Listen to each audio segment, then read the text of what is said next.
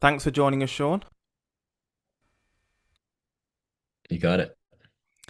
So, in terms of your sort of areas of expertise, etc., was it your father that got you interested in this sort of alternative history, esoteric knowledge, conspiracies rather, or was it sort of something that was done off your own back?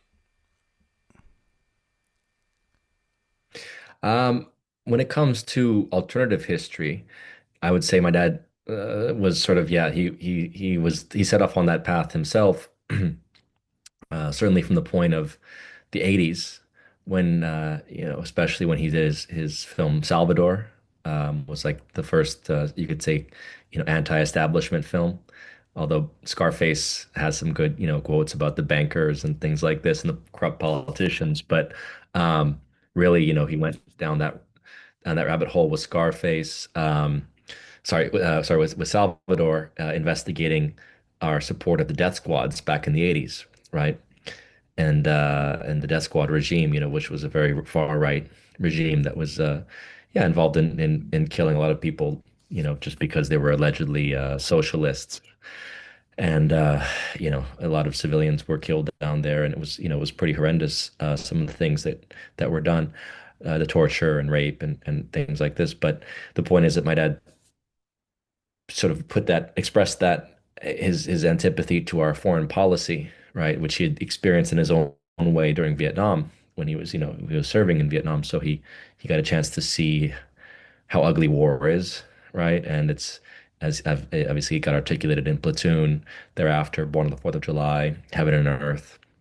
It's three Vietnam films, just to show that war is not the pretty version that we get to see on in most movies, right? It's depicted in a very clean way in films, and most of the time it's not. A lot of civilian casualties, a lot of what would you call friendly fire casualties, um, corruption. Yeah, I mean, you name it, right? So the point is that I think my dad already was in that modality of challenging conventional history and thinking outside the box before he then made JFK, which is like the ultimate conspiracy theory movie. And he was really like the progenitor of the modern, I think, conspiracy theory era, you could say, with that film. But it wasn't his theory alone. I mean, he was following in the path of Garrison, Jim Garrison, who was a district attorney in New Orleans, right? Who That's not a slouch. It's not like, he's not just some guy off his rocker, a district attorney who's looking at the evidence, trying to build a case. And that was the basis of the film, which was able to elaborate on a lot of things that Garrison had suspicions around and didn't have evidence of at the time, but more evidence came out later. So again, I think given that my dad's, his own trajectory, and I was, in the film JFK as a kid, I was an actor in it, but I was really just absorbing, I think, things. I watched the film at 7, and really in my teenage years, I got more interested in history myself, especially from traveling, because my dad and I would travel to places all over the world, like we go to Vietnam together, and we'd look at some of the forgotten history of that war. We go to Cambodia and see the fallout from the killing fields, right? And the millions of people that were killed by the Khmer Rouge coming to power there. And so, we traveled to East Africa and visit refugee camps. We saw the fallout from the Bosnia and the Serbia war in the Balkans. So, we would travel and talk, and then I would get interested, and I would pick up the alternative history books and read. And eventually, you get to a place where it's like you can't really make sense of what's driving power. Like there's an economic incentive for a lot of these wars, absolutely. Um, but there also you get to a place where there seems you start to confront an esoteric power that you have to kind of try to reconcile and try to understand. And when we say esoteric power, it's like, the nature of religion. Uh, people having these beliefs, and more like hidden beliefs than even the esoteric side of, religions, let's call it, like the esoteric things that are oftentimes uh, maintained within the secret societies, or the oral teachings, the oral traditions within religions, you name it. There's various groups and sects um, in all religions, frankly, and then there's beliefs that are, you could say, almost on the sacrificial side, the blood sacrifice, which is part of the ancient religious world. It was, and it's frankly the story of Christ is the most famous blood sacrifice of all by his father. So when you start to see things a little bit differently and you start to really like inquire, I think you get to a place of just realizing that there's the things that are talked about and the things that are not talked about.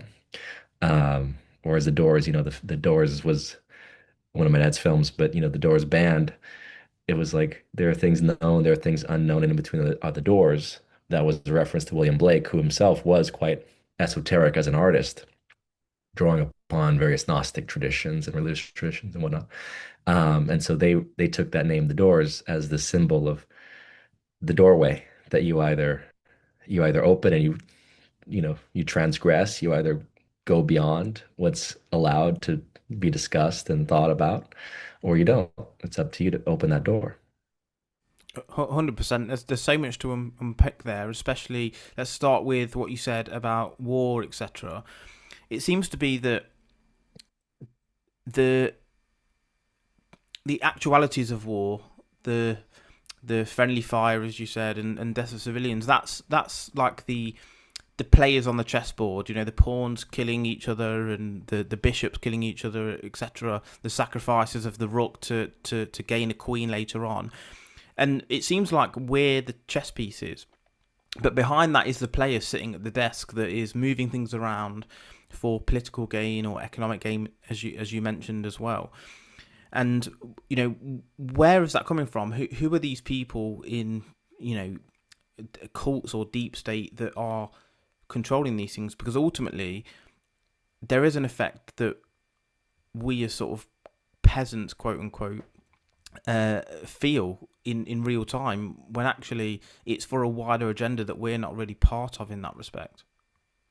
Of course, of course. I mean, we're not, well, at one level, we don't think we're part of it. In the realm of consciousness, everything is connected. And we have to how do you say, we have to reconcile that there's a collective experience, expression, and consciousness that permits these things in a sense. If it doesn't, most wars, as you know, people are exuberant around, or have been historically. They get worked up, they get propagandized, right? And whether it's the Crusades and go fight for Christendom and go reclaim the Holy Land, or whether it's go fight the Hun, go fight the Gooks. I mean, there is a lot of propaganda that does foment into this collective experience of, yeah, let's go fight. So the propaganda side is oftentimes done through, I mean, again, people in power creating public perception, creating perceptions, right? What now the polite version is public relations, right? PR. In the old days, it was just straight propaganda, and using the voice of politicians, of media, right? Magnifying certain ideas, making sure that it was you couldn't you how do you say, you created a certain paradigm of what can and can't be discussed, right? And so it's almost like, well, you're either for the war or you're for the other side. Oftentimes I remember in my whatever teenage years and stuff when this war on terror started, and it was like kind of like communism or something. Like, oh, you're either, if you're not for the war, then you're for the terrorists kind of thing, right? It's this binary thinking. So that's one way of keeping people in the game, is you don't allow them to think outside the box. You don't think about that, allow them to think about different solutions or different paths to solve issues It's like besides, the what Overton window, isn't it? everybody else Basically, saying. Huh? the What's that? Overton window, basically, isn't it? Mm, Ideas that are allowed to be exactly. discussed, and those that aren't. Obviously, in the past, slavery was seen as okay and discussed down local pubs, I'm sure. And now, obviously, people discuss things like transgenderism and immigration and things like that. And obviously, that's the current window that is able to be discussed. And I think it is widening to an extent, obviously, with podcasts and books Hmm. being written, um, there does seem to be a larger capacity to think in some respects, but on the flip side and conversely, those who think outside the box and hit the nail on the head are often ostracized or killed. Obviously, JFK, you mentioned earlier, as a prime example. Talked Hmm. about the Fed, and etc., and these secret societies. Do you think Charlie Kirk was or fell victim to that also? I think, yeah, I believe Kirk was killed by a conspiracy. I think that you have to wonder what role this administration was involved if they're basically the FBI and whatnot are working to cover it up. I am curious about that Egyptian plane that took off right after the assassination that they said recently was allegedly parked near Air Force One. So, um, again, these kind of things are whether true or not, the other things you have to look at and really question how the reality of these assassinations because, you know, I don't know all the details of this assassination, but I can tell you RFK Sr. was assassinated and they got Sirhan out there, saying he did it and allegedly, right? Allegedly like confessing, but the forensics don't add up. And that's the point. If the forensics don't add up, it doesn't matter if someone says they did something or not. There's a lot of brainwashing that's been going on. We know the MK Ultra programs have existed since at least the end of World War II, and that was purely focused on manipulating the human mind, right? At different levels, from the drugs and the psychiatric perspective to the manipulation through like subtle, sort of worldview shaping, right? Worldview warfare is what the Nazis would have called it, worldview. Like you have to create a certain view that people then buy into. So there's many forms of brainwashing, mind control that go on. It's not far-fetched at all. But when you get these assassins, you always have to like wonder about the forensics. So like looking at RFK Sr. because I did a documentary, RFK Legacy, about the murders essentially of JFK, RFK, and the legacy of RFK through his son.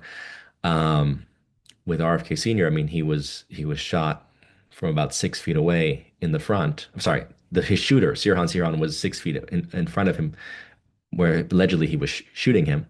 But the problem is that the forensics all show that the shot that killed RFK Sr. came from about an inch behind his ear, and all the bullets that penetrated him came from the back, and there were more bullets that hit people and were found lodged in the walls than could have fit in Sirhan's gun. So it's a great example of why you can't just think, well, because the guy, seems like he did it, we have to believe he did it. With the Tyler Robinson thing, oh yeah, it makes sense he did it, but you have to again look at the actual forensics. And so again, I look at the Kirk thing as assassination, and of course, just like with Oswald, or it's like the leftist kind of, the Tyler Robinson is the communist, right? That wanted to kill Charlie Kirk. That's the mainstream narrative. And it just doesn't make sense. It doesn't make sense as far as the forensics, as far as the reality of how these assassinations work.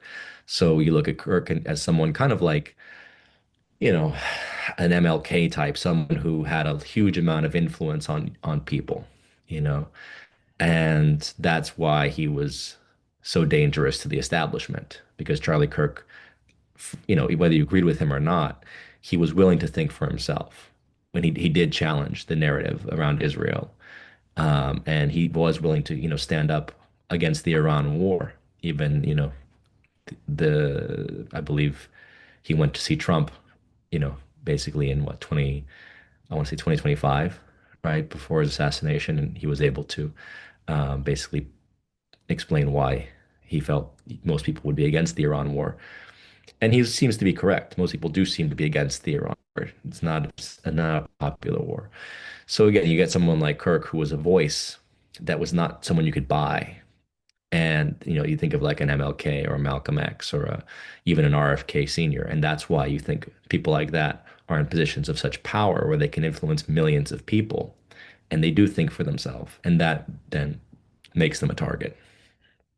It's crazy because, as you said, it's about control of perception. It's about controlling the narrative. And when someone comes along and challenges the narrative or changes the mind of individuals with the programming, they're seen as a threat often, if that makes sense. They are seen as dangerous, and the easiest way to eliminate danger is to or to get rid of danger is to eliminate the threat, isn't it? I suppose in that respect. But in terms of sort of conspiracies, Yeah, something your dad. which makes it even sadder. You could say, well, what you say makes to me it makes it sad to show how few people are willing to step outside of conformity. Because if we had more people who are willing to step out and challenge the narratives and not conform, there wouldn't be the danger of that one individual getting martyred, turning That, into a martyr if that's more true. people actually stood up. That's true. Actually, it's yeah. They're single. They're the black sheep, aren't they? But if all the sheep were black, then it's no longer a concern. But it's something that I think your dad said on I heard him say somewhere that instead of a conspiracy theorist, it's a truth seeker.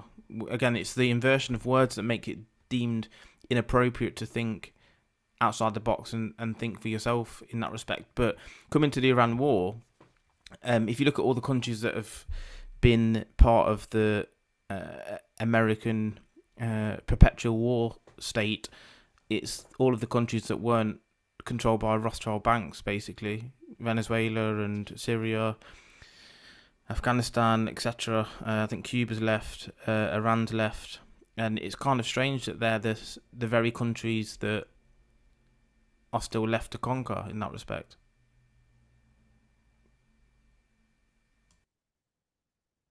Yeah, I mean that's been said for a while. At the same time, it's hard because, you know, the financial system in general, it seems to be imploding here in America. It seems like we are at the precipice, right? We've crossed 40 trillion of debt. People are talking about essentially, you know, replacing the monetary system with crypto, with potentially crypto, whether it's the free, the free crypto, let's say the free market crypto of Bitcoin, or whether it's a digital currency, which is scarier because then the government can really track your every movement, every transaction and whatnot. Not to say that they can't right now with most of your transactions, but at least there is still some level, there's some level of freedom. So something will give on this monetary front. But I don't, again, I'm not someone who advocates for the governments that are not part of the Rothschild system just because they're not part of the Rothschild system. Iran is, it is a repressive regime. Cuba, I don't, Cuba's a failed country. I mean, I don't think these are good examples just because they're not part of the Rothschild regime. And that's where we get into this problem, I think, of again, like binary thinking. Like, oh, if they're not part of the US monetary system, they must be good. It's like, well, it's not that simple. And It's true, but it's like you said, it's a scary time though, isn't it? With uh, the control of or the monitoring of everything that we do through smartphones, Palantir, obviously, and it's a scary thought. If you've got Palantir and purchases, and blockchain that's controlling, what we buy, cashless society, it's basically total control. And I think this situation we're in now is very different to all previous sort of totalitarian, authoritarian governments in respect of in the past sort of force one. If you want to take over a government, you just build an army in the background and take it by force. Now there's so much control that you wouldn't even be able to coerce or collect a group together because it would already be known before that even happened. So I think it's a very different state of affairs today than it has been in the past, because obviously empires rise, they fall, but it does seem a little bit different this time in respect of the control element that maybe hasn't been there in the past. I don't know that we've had the freedom to like have a revolution in this country since World War II. I mean, the military industrial complex is pretty powerful. Um, Back in the 90s, they wanted to create a scare around the militias. You remember that? There was, the sort of the various groups that were, uh, how do you say, they were, kind of in the tradition of like the states' rights, Confederacy, right? Well, ever since the Civil War, the notion of states' rights has kind of been taboo, even though it's part of the it's fundamental to the Constitution. And uh, uh,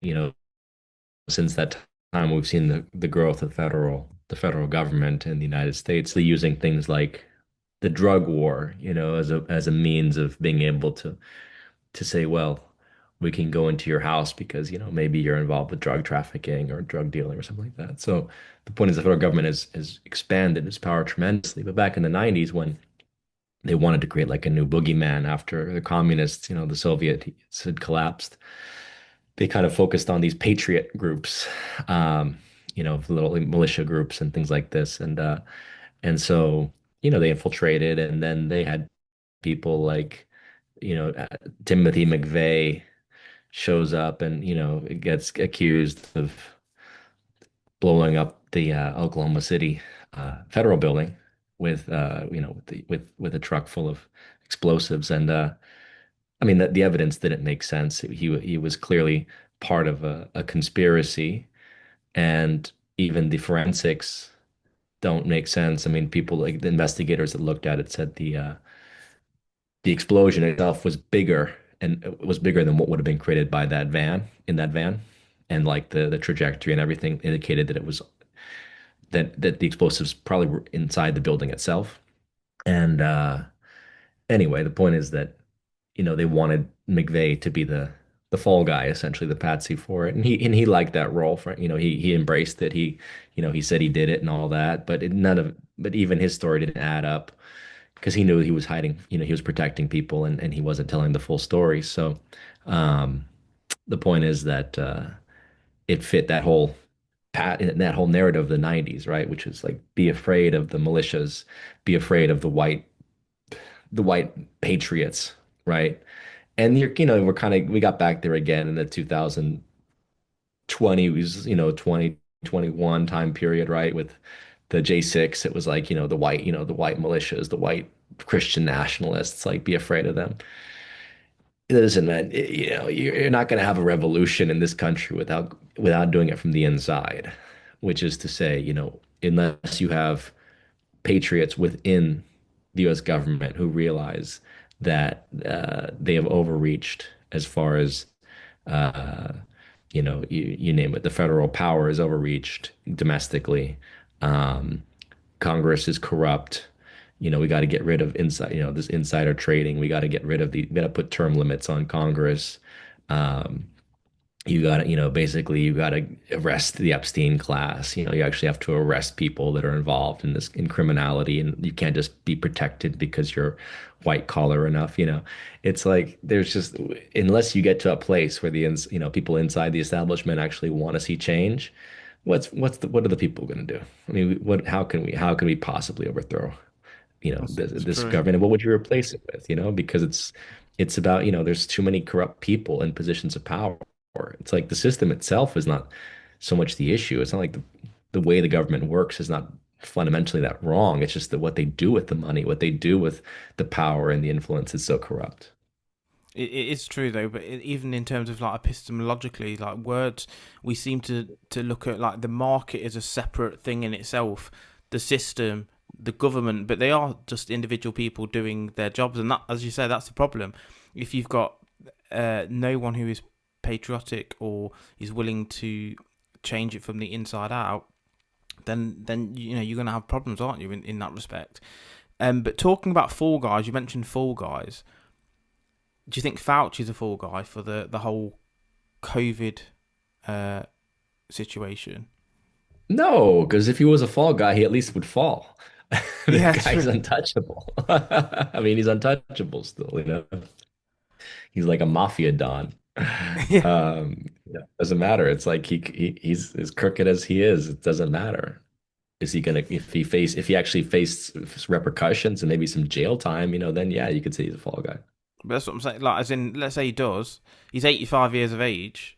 He's like, oh, we'll just say that he was in control of everything. When obviously the Epstein files of Bill Gates, etc., are involved, and it seems to be a much larger network of people than just the front guy that was Fauci.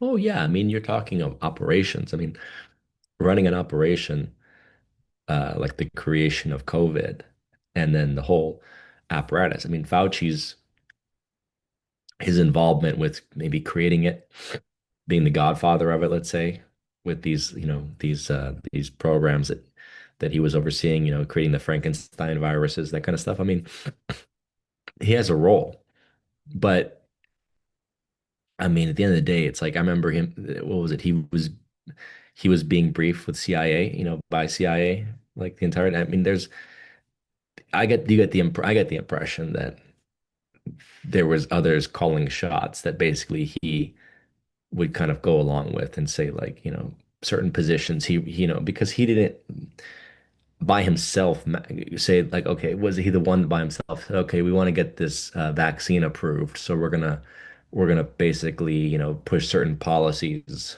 until we can force the vaccine. I mean, I don't think he single-handedly was behind this. Yeah, as you say, there has to be a network, and is that the Freemasons potentially, and those sorts of things? Because I know you have explored that avenue. You're not someone who just sort of talks about it. You actually did you get to third degree, and then came out of Yeah. it? What was that Yeah, like? I What mean, was the experience of that? you don't come out of it. I mean, it's initiatory. So you get to become a master mason, and then you choose to continue to go higher and, into like certain like lodges or whatnot. I mean, it's up to you if you want to continue your initiation process. Right. So, what was the experience of that like? I mean, for me, it was kind of a glimpse into something that I found fascinating since I was younger because, I'd read a bit, a bit about the Masons historically speaking, right? There, um, a lot of, as we know, a lot of historical figures going back to England and France in the 18th century, all the way through the American Revolution and whatnot, to the present day. Like a lot of important people are Masons or have been Masons. So, and it's not just Masons, there's other orders. I mean, I just saw recently there's like, what was it in Amsterdam? I was in Amsterdam and I was in uh, um, The Hague, and it's like the Order of the Golden Fleece. Most people don't know about like, it's a Catholic order. Um, there's there's a lot of orders and military orders, like the Templars were before they so-called disbanded, but some orders still exist. Knights of Malta. I mean, there's so many different, there's a Teuton, was it the Teutonic Order of Teutons or something? Anyway, was seeing another order recently while I'm traveling. You realize that like there's symbols and indications of secret societies at work or various organizations of, orders of people with belief systems. The Masonic thing was just interesting because again, like I've talked about in the past, when I was actually initiated, that's when like the phone calls started happening, like after the initiation, like the very bizarre, demonic voices like calling and basically just indicating that they knew what was going on. And it was like they were watching it from a higher vantage, right? Of understanding like that there's like a chessboard, that checkerboard on the Masonic floor, the black and white. It's like it seemed to be that there's a weighing of your soul that goes on, and it's almost like they're, discerning who's who, who can be bought, who can be corrupted, who's gonna go along, quietly. I mean, I started talking about this stuff back in 2011 or 12 on Alex Jones. So I think at that point it was pretty clear, like I wasn't just going to remain silent about these things. And I think they knew like they couldn't necessarily trust me you know, with secrecy of nefarious things. If I was to find out, I would not just withhold that. So I think there was a certain level of like initiation.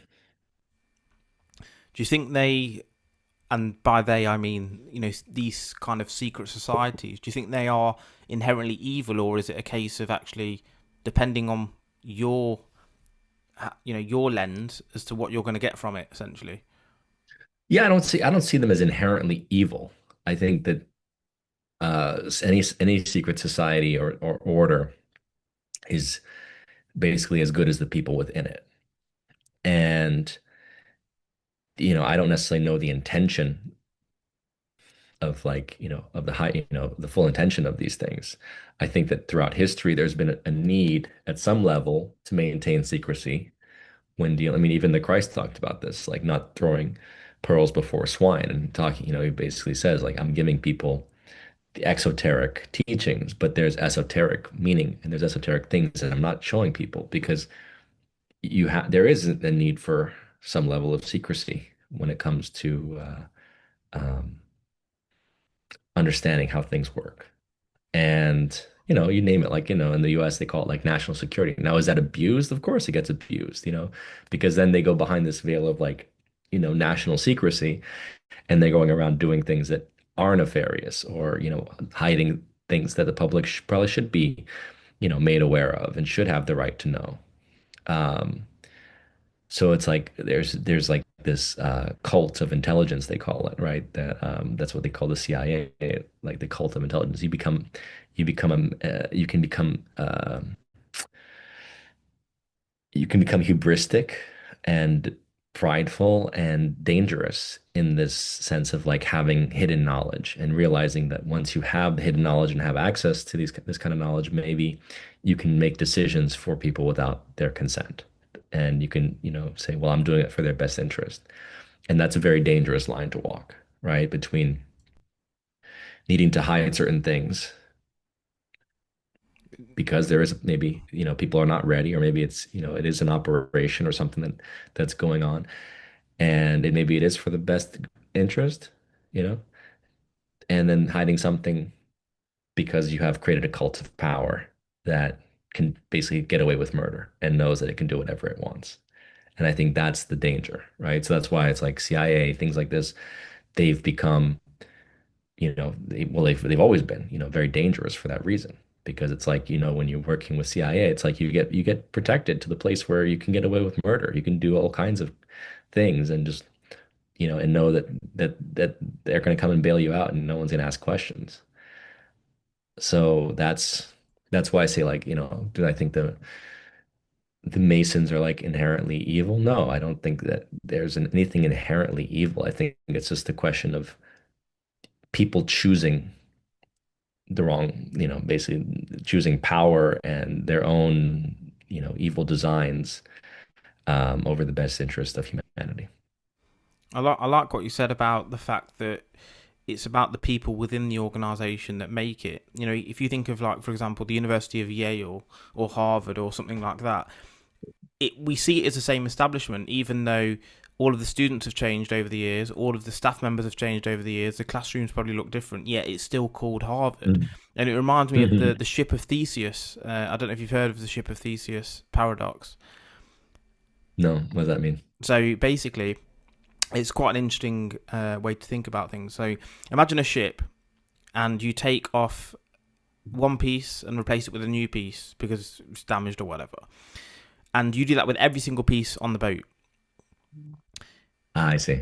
Is it still the same It's ship? still the same boat, right? And then what you do is, with all the pieces that you have taken off, you rebuild a second ship, which is the original ship. Hmm. It's impossible to tell. It's why it's a paradox, because obviously it would be that the first ship is because it was the original structure that you've changed bits. But then you would say, well, the original parts have all been a little bit rebuilt over here.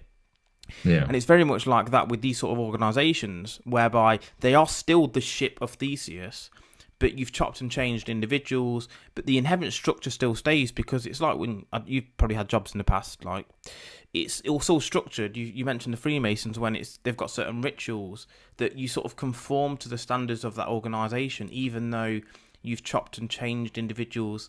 The sort of underlying structure and ethos remains Hmm. quite similar, which, whether it's evil, good, bad, or indifferent, Hmm. it's quite hard to change a culture in that respect. Right, right. Um, yeah, I mean, look, if I mean, I don't have enough knowledge to say, perfectly where the Masons came from, like, was it from ancient, esoteric schools, or Was it of a positive orientation initially? Was it, has it been corrupted or was it always corrupt? I mean, I can't speak to that. Um, the beings that contacted me did feel like they were connected to the fallen angels, or that was very much the motif or the theme, at least, of a lot of this. It has to do with the fallen ones from like the Book of Enoch, the Watchers that fell, basically. I don't know if they're called angels, but like basically you could say like the Watchers. The Watchers were like, archonic entities or whatnot, like entities that fell from a higher place because they they wanted to experience human life. And and then, for that they were, according to Enoch, like the Book of Enoch, they were put into like these deep valleys, And what are deep valleys? It could be dimensional, I think, other dimensions, but still able to influence the planet, still able to like, you know, to watch over things and have a certain level of power. The Book of Enoch's really interesting. I've listened to it a couple of times because I haven't got always got the time to sit down and read something. I could be driving, and obviously you can't read and drive, but you can listen to an audio version. And obviously, I think obviously Enoch was taken to Mount Sinai, if I'm not mistaken. Show like the doors and how things work. But my question would be, well, why was that taken out of the Bible? Is it to hide some of that information? And maybe like the Gnostics kind of thing, from what I've learned, is that maybe things are kind of inverted in some respects. So they believe that the snake in the garden was the good God, and the essentially the bad God. I've forgotten the name now, but it will come to me in a second. Created this world because he didn't want you to know anything, didn't you want you to be intelligent, and actually the snake was the one trying to give you the information to grow and become your own kind of god or whatever it is. So I think it's Hmm. quite hard to pin which is right, which isn't right, but it's always nice to talk and try and understand and overlay these theories or facts to try and truth seek, as we've talked about. Hmm. Well, again, I mean, a lot of it's mythologies, and I'm always interested by stories and mythologies. I try not to over emphasize, my belief in which is correct, which is the truth, because Cocteau put it in the best way. He said, I prefer myth to history because history starts off as reality or a truth, and then it becomes mythologized, and then myth starts off as that, but becomes more true. And I drew upon a lot of mythology when I was writing my new book on the 10 things to learn. It's really steeped in the stories of the Bible. It's steeped in the story of the Buddha and the Bhagavad Gita and the stories of Shakespeare. And it's, basically trying to boil down the essence of a lot of these different stories to figure out, not to figure out, but just to elucidate some of the messages and some of the things that we're here to learn as human beings, so that we can essentially learn, yeah, we can learn from the stories, right? We know that we're participating on our own stories. Oftentimes, our own stories do imitate or replicate or seem to imitate mythology or becomes the type of mythology. But yeah, I felt that we can learn from myth without holding it to be, or stories without holding it to be the truth. If we can be adaptive in our consciousness and our understanding. 100%. There's so much you can learn from stories, whether it's the koans, whether it's, from the Bible or Aesop's fables or, whatever it may be. As you said, I really like that, what you said about history versus myth and sort of the inversion of that, um, which is quite an interesting take, actually. But what is it from those stories? Obviously, you mentioned you've written a new book. What is it from the stories that you're looking for? Is it the morals? Is it just the fact that they have stood the test of time? What are you trying to explore in the book as to what? Yeah, Yeah, I what mean, exactly is the just premise? the premise is the 10 things to learn. What are we here to learn, right, as humans? Because obviously we're learning. I mean, we're figuring out ourselves. We go through life and either we're paying attention and we're learning things, or we're just kind of going through blindly. Um, but if we are here to learn things, then can it be boiled down? And I think it can. I think it can be boiled down to 10 things that we're here to learn on the larger conceptions. And stories are a key aspect of it. That's why we have been telling stories for thousands of years, because we're not just sharing our thoughts or our experiences. We're actually imparting something. We're trying to teach something.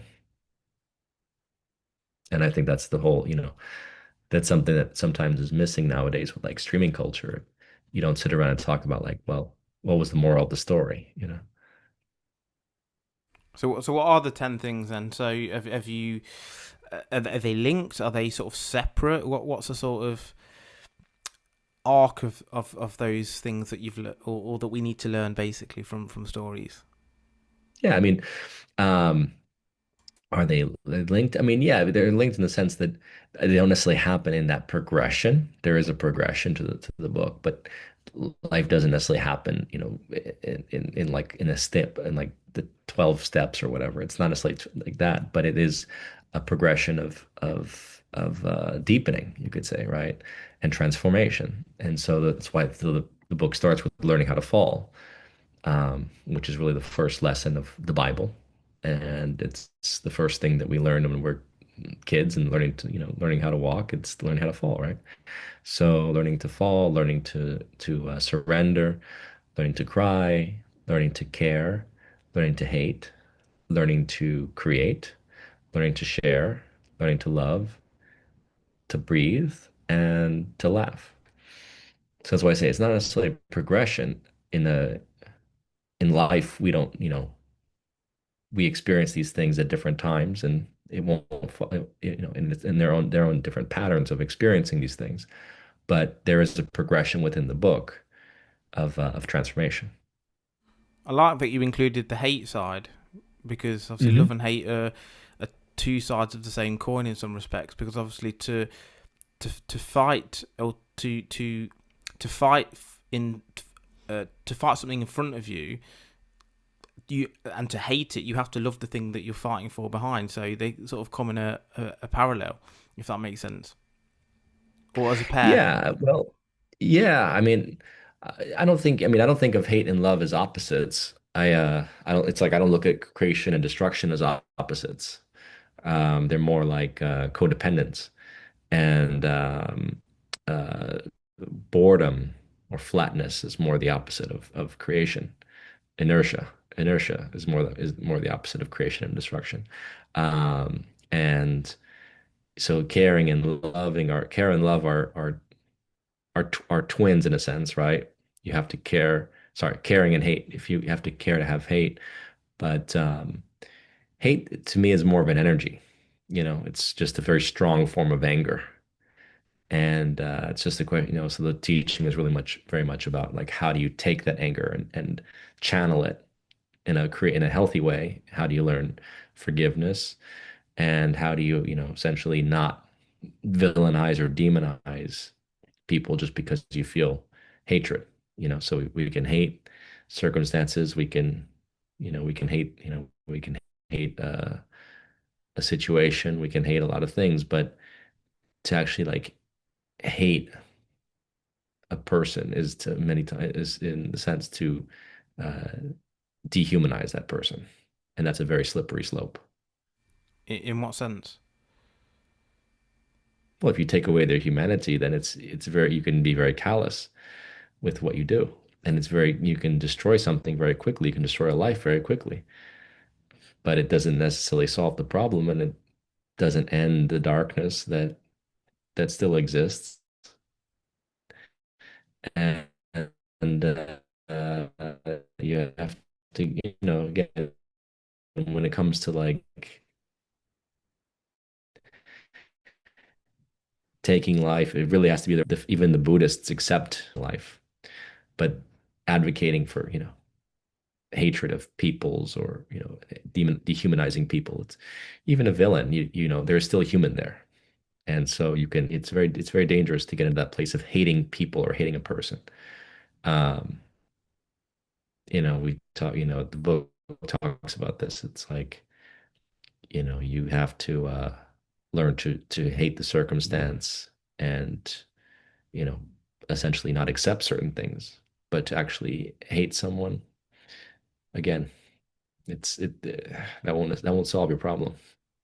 It is true, and actually, a lot of people think that they wouldn't be able to do, what I don't know, Hitler and his boys did, and killed innocent people, and people in war, etc. But actually, even the Milgram studies have proved it. Conformity and someone wearing a Of white course. jacket, a man of authority, you will do it in the right circumstance. You probably would. So there's no difference. And actually, giving that humanity to the person, as you said, maybe will stop you doing as much damage as you would otherwise if you just see someone as a piece of meat, essentially. Right, right, exactly. It's the ability to recognize that, like, we can have like, even the hero has anger, but he is not driven by his anger. He doesn't let the anger control him or her. That's the difference. Um, it's getting hold of it and knowing, like, what you're fighting for. Are you fighting for your anger? Or are you fighting for a situation or for a cause that is more important at that time, without being self-righteous? So the Hitler thing is interesting. We get into Hitler's story a little bit because he falls into self-righteousness, right? When you demonize entire peoples, you get into the self-righteous thing of, I'm the good guy slaying the dragon. Well, you end up becoming the dragon. It's the whole paradox of life, isn't it? You could be. Let's say I am the good guy, and I am trying so hard to create this good environment, this utopia. In order to get there, you're going to have to hurt some people. So a really good example of that is, have you seen Game of Thrones? Yeah, Yeah, yeah. Queen. That's why people got so pissed off about it because, she ends up, Mother of Dragons becomes This is it. basically the purveyor of destruction, right? It's very common. Yeah, so it's actually a really good metaphor. I actually quite uh, saw that as, because the thing is, when people watch films and series, they have this expectation, and it's sort of baked in, isn't it? I suppose. And you've got a hero or a character that you think is great, and then they sort of let you down with their actions. And actually, I quite like that, because actually it shows the fallibility of humans. We're not, even if we feel and have acted in a certain way for a certain amount of time, doesn't mean to say that we won't become the very thing that we despise at some point. Hmm. Yeah, the great, one of the great stories that we reference in the chapter about hate is about Milarepa. Milarepa was a famous character in Buddhism who hated his aunt and uncle because they had essentially dispossessed him and his family of what belonged to them, right? They were corrupt. And so he decides to take revenge, and he uses black magic, but he essentially causes like an earthquake, to destroy the gathering. They're having like a wedding ceremony. So he crosses an earthquake to just destroy, kills them, and many more, kills basically like 40 people. Um, so he has his revenge, but he's not happy. And in fact, he's miserable because he feels guilty for killing these people. And he tries to go to the monk and ask for forgiveness and ask for salvation. And the guy basically just puts him to work. And he just makes him work and work and build a tower and destroy the tower and build a tower and destroy a tower, and learn how much effort it takes to build something and how easy it is to destroy something. And when you appreciate that, the amount of effort and energy it goes into building anything, it makes you very hesitant to want to destroy things. And that includes human life. 100%. As I think, as you get older as well, you start to realize, how hard people have worked to get where they got to, how much, um, even on the face of it, people look like they've had an easy life. There's little things in the background that you will never see. They will never tell you. You won't. You're Mm. never going to know what struggles people have gone through, and that's why you should respect people that, in any sense. But people have probably been through a lot worse than either you have or you think they have. They might look like they've had an Hmm. easy life, but believe me, I don't think anyone on this planet has. No, everyone suffers in their own way, and I mean it's all relative. Um, but this is why it's, perspective is so interesting. Empathy is so important for this reason too. It's like no one is perfectly happy. Everyone is on their path. Everyone is has desires for things that they don't have, no matter how, good their life looks from the outside. Everyone has, things that's still driving them, motivating them.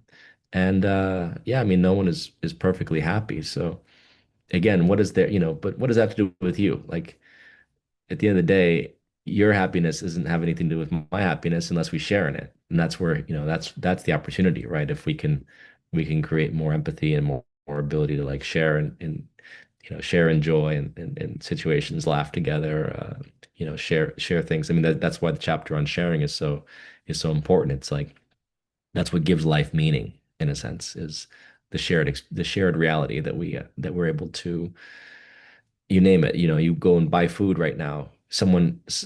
Countless people were involved in making that, whether growing it or harvesting it or slaughtering the animal and whatever, packaging and shipping, and I mean everything involved. And us able to eat something, us able to buy something, us able to transact in this world.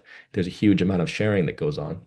So hopefully, we can be more empathetic with the fact that we are sharing this experience with others. And if we can be empathetic, we can appreciate the happiness of someone else and really like, cherish that. But at the end of the day, like your happiness, what's going to make you happy is different from what's going to make me happy. So what's the point of worrying about what others, have or lack? It's like we need to focus on our own journey, right? And what we're contributing and you know, if we're if hopefully, we light up when we have purpose, I think, in life, right? And search for meaning. It's very much about having purpose, having something to live for, having something, that we're working at or doing and contributing, and I think that's going back to like sharing, sharing of ourselves. Um, there's a great story about, sharing is the Scrooge character in Christmas Carol. It's like, he has everything, but he doesn't have anyone to share it with. He's got all the money he needs, but he's alone. He's alone, doesn't have a family, doesn't have, close friends. He doesn't really have anyone to share his experience or his life with, or even his wealth. So only when he shares of himself and able to open his heart and take people in and give, then he gets happy. It's true. You have to have someone to share things with, and coming back to what you said about the problems as well, is that if you, I once heard that if you everyone put their problems into a pile, you'd probably take yours back in an instant because other people are probably going through a lot worse than you in terms of health or Mm. financial or whatever else. But is there Right. anything that you want to finish on? Because I know you're a busy man, and I want to let you get back to your travels. Well, thank you. No, I mean, if you have any final question, I feel like we touched on a lot of things. Yeah, I mean, really, where do people find you, or when can they get the book and things like that? Basically, Absolutely. to finish off. Absolutely. Yeah. Yeah. People can find me, my website, seanstone.info. It has links to my social media, to my work, including the new book coming out, 10 Things to Learn. That comes out actually in about early September through Tucker Carlson Books. So all September, people can buy the book from Tucker Carlson Books exclusively. And then at the end of the month, they can get it from Amazon and other booksellers. Perfect. Well, I'll put the link in the description. Yeah, thanks again for an awesome chat, and thanks for taking some time out of your travels. Oh, it's a pleasure. Appreciate you having Thank you me. very much.